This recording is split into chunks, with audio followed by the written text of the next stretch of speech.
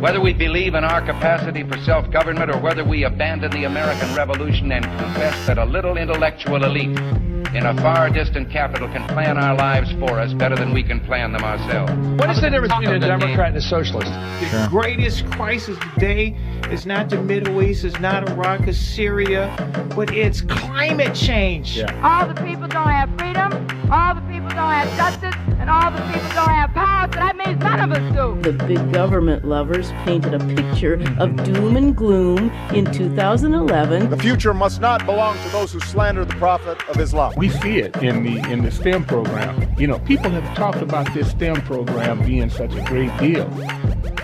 Welcome to the Abolitionists Roundtable, your all-access pass to the 2016 Black Conservative Revolution. Join the conversation at 734-822-1600.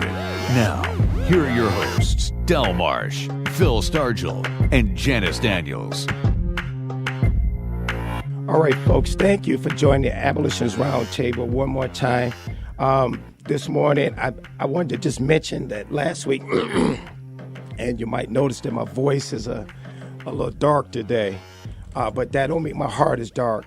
It was something that I last week that I had on my agenda that I didn't mention. Wow, I didn't know it sounded like that. That I didn't mention, but I have to point out this week. And excuse me for my voice. And that was that it was reported by Open Door Christian. I got this from ChristianHeadlines.com, and it says Open Door named 2005 the worst year for Christian persecution in modern history. The worst year for Christian persecution. And so this is something I miss. As a Christian, it's something that we talked about a number of things last week, and really important stuff. And we got a lot of really important stuff we're going to talk about this morning. On the other side of the break, I have some really good stuff. I want you to, I got a quote. We'll talk about it in a minute. But so the theme of this morning's show, I have to talk about this with the resurrection coming up this week, with the purging of Christians out of the Middle East, with the burning of Christian books in Iraq, televised. You know what? I'm getting a little ahead of myself. I wonder if President Obama is going to talk about that, have a monologue. It's going to go to the UN about Muslims burning Christian books. They said Christian books. Folks, that wasn't just Christian books. We're talking about Bibles. They burned them, and they did a public burning, and they recorded it, them throwing them in there.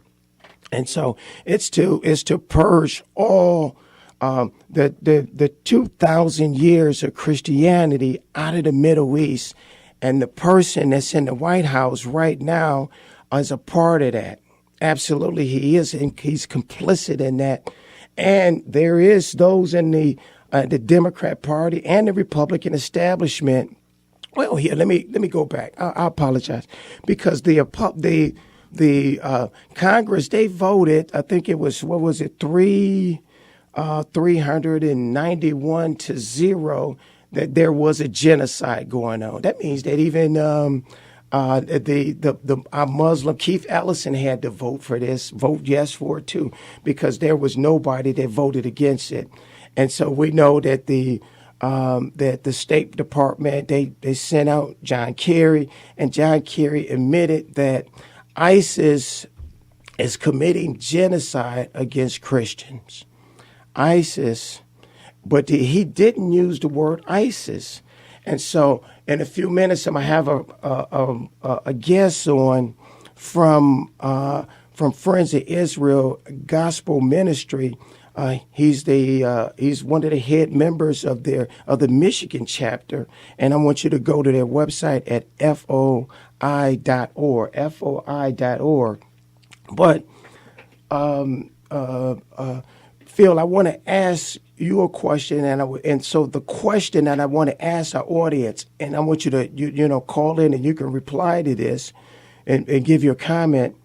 Do you feel that the U.S. government have done everything? Do you feel that the U.S. government under this administration was serious about the threat of ISIS?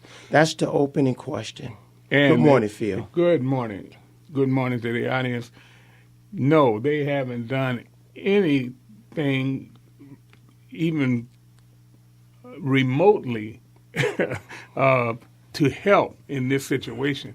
They have abdicated their duty, because what they did was they left out of that area and just abandoned. They always talk about, if the government isn't involved, then you're abandoning this group or that group. That's true. They abandoned the Christians because they won't support them. They won't give them the wherewithal to be able to defend themselves, and they will not, did not, and will not create an area that is a no-fly zone where they could be protected and stay in their country.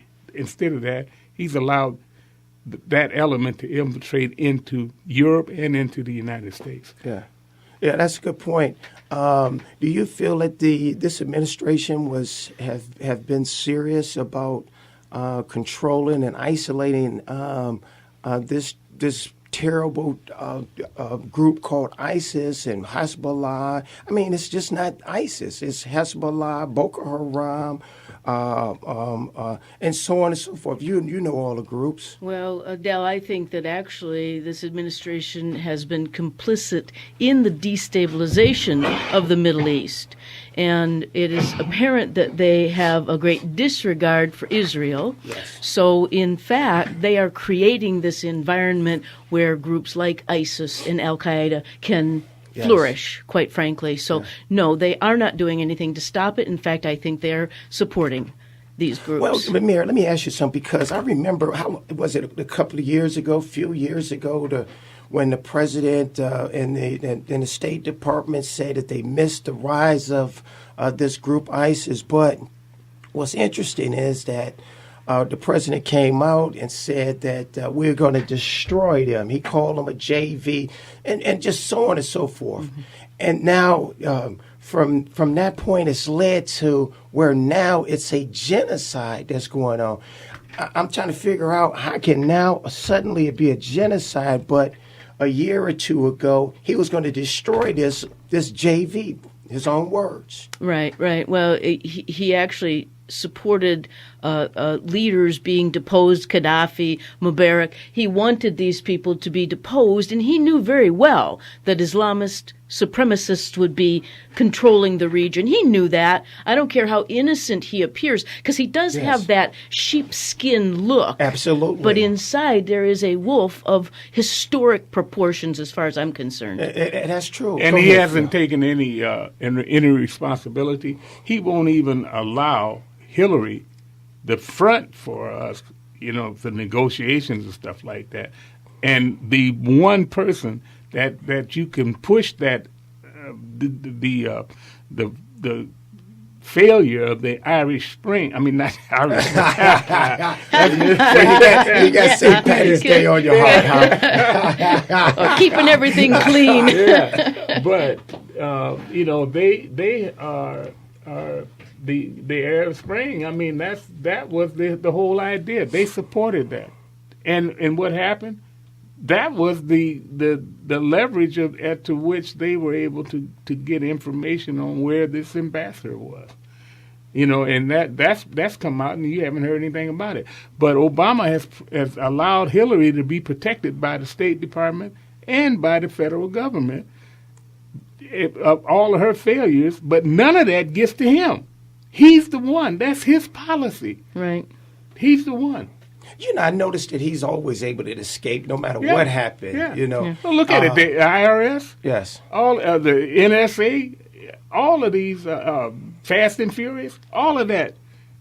He was protected by in the the Fast and Furious. Yes. I mean, the Attorney General Yes. had to resign because he was in contempt of Congress. Yeah, and he used that to, and of course we know Eric Holt always used that to manipulate that they were after me because I'm the first, blah blah blah. We're not even gonna give him a credibility. And our Republican Party is the supposed opposition. Yes. They're the ones that are guilty for allowing this to continue to happen. Yes. And we need to look very, very closely at our representatives because they haven't done anything. And that in the Yazidis and the Christians in those countries, they are being abandoned by the Congress of the United States.